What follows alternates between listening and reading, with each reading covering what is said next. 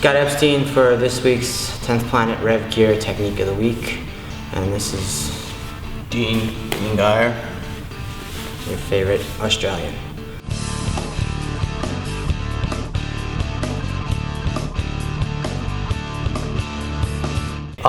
We're starting out. Dean already has me in the half guard with the lockdown. And last time I had an arm on him for defense. But this time he's got the double underhooks. So he's already in there and he's gonna whip me up. And he whips me up, and on the palm, whip me up, boom. This is bad news for me. He's got his arm close. He's got his head in there. His legs locked. It's gonna set up for any of the sweeps I've shown or that electric chair. So this is pretty bad for me. I'm just trying to bait here or waste time for now. But what I see is a little opening here. I see a space here, even though he has the whizzer, and I could get my right arm through right there. That's a good thing. If he's not super tight with these underhooks and he's not pressing into me, maybe he left his arm on the floor, maybe he's just loose. Happens all the time. Maybe he just whipped here and made a mistake. That's something I'm gonna monopolize on.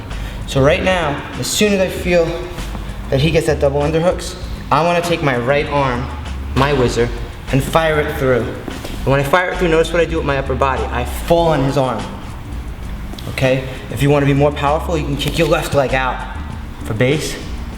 If you're not worried about him getting electric chair too quickly, and just drive and fall. See, now that I've fallen on his arm, this arm's very weak. It has no power. So I'm gonna put my hands together, like this, it's called a vice grip, and bring my elbow over his neck, pushing his head in. From here, the further and the harder that I push, the more likely he's gonna do is he's gonna open up, or he'll tap, or he'll open up his lockdown to take pressure off.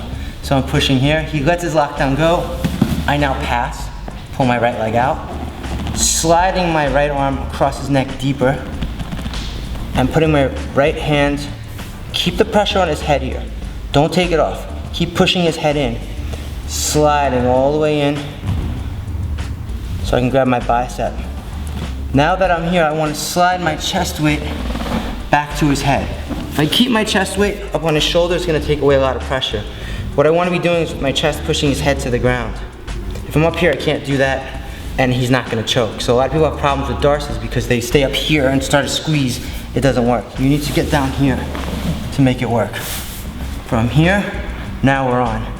I'm going to just squeeze, push my chest down to the ground, and I'll do something with my right wrist, turning it up towards the ceiling, but keep my hands at bay. I'm not moving my hands at all, I'm just turning my wrist up, and he taps.